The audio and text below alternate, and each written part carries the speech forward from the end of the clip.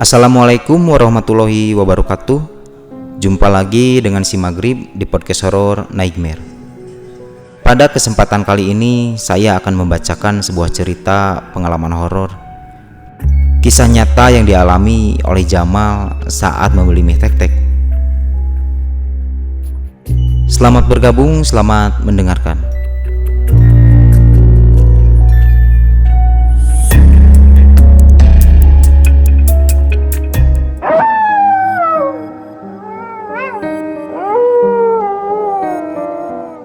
Namaku Jamal.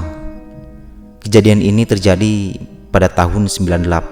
Ketika itu aku mengambil cuti dari pekerjaan karena akan pindah rumah. Aku pindah rumah ke salah satu komplek yang ada di daerah Cibiru, Bandung Timur. Wilayah itu terletak di dataran tinggi kaki Gunung Manglayang. Sangat jauh dari keramaian, namun udaranya masih segar dan dingin. Di komplek ini tak banyak orang yang berjualan. Sangat jauh ke warung atau ke tempat perbelanjaan. Sangat sepi. Otomatis setiap aku akan membeli kebutuhan, aku harus jauh-jauh turun ke bawah menggunakan kendaraan. Suatu saat di siang hari, ketika aku sedang bersih-bersih di depan rumah, ada tetangga yang menyapa. Mas, baru pindah ya? Iya Pak. Asalnya dari mana? Dari Cimahi Pak. Di situ kami mengobrol panjang lebar. Namun dari obrolan itu ada satu perkataan yang membuatku kaget. Tetanggaku bilang, katanya 3 hari yang lalu ada tukang mie tek-tek yang dibacok kepalanya oleh begal di jalan komplek ini. Mengingat hal itu, aku jadi panik dan menilai buruk daerah itu karena ternyata di sini rawan begal. Apalagi aku hanya tinggal berdua saja dengan istriku. Jadi aku harus lebih ekstra hati-hati. Pagi harinya saat aku hendak warung, di jalan di samping gardu listrik, aku melihat ada bunga berserakan. Bunga itu macam-macam, seperti bunga 7 rupa. Dalam hati aku bertanya, apa mungkin di sini tempat yang dibacok itu? Dan samar-samar tercium bau amis. Aku pun mulai merinding, lalu bergegas pergi dari tempat itu. Seminggu sudah aku tinggal di komplek itu.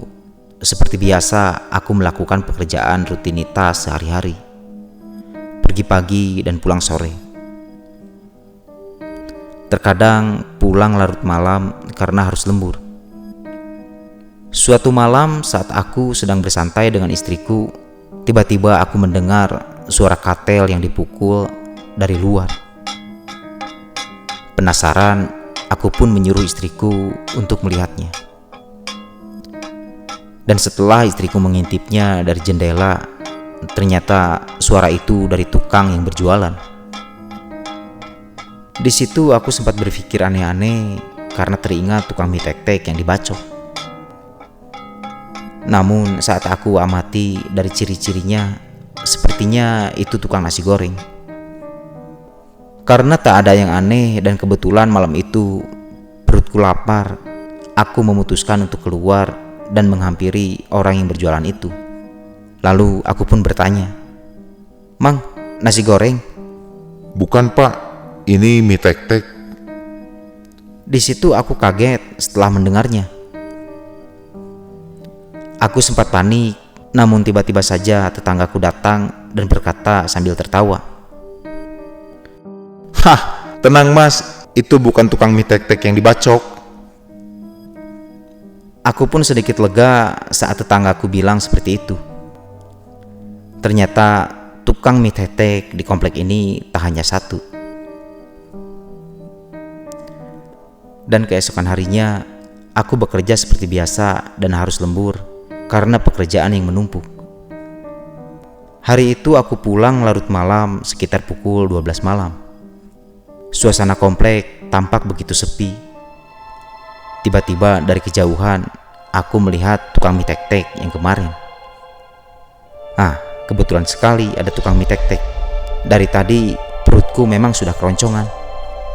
Tapi tunggu, kenapa tukang mie tek-tek itu mangkal di jalan di pinggir gardu listrik?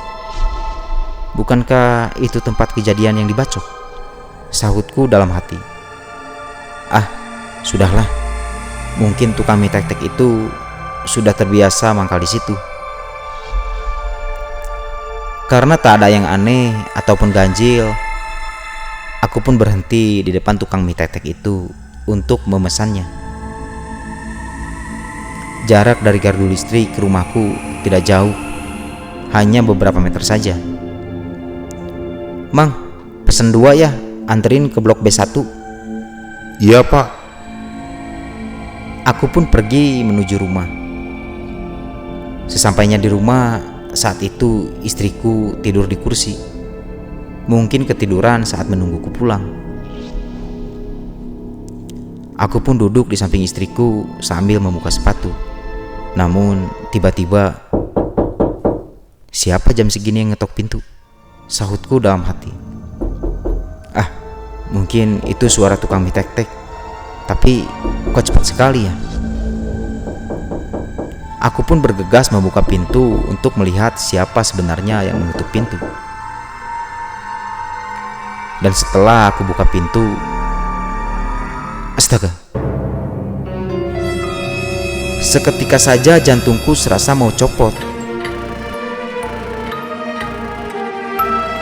Aku melihat tukang mie tek-tek itu sedang berdiri di hadapanku sambil membawa 2 piring mie. Namun tukang mie tek-tek itu kepalanya buntung.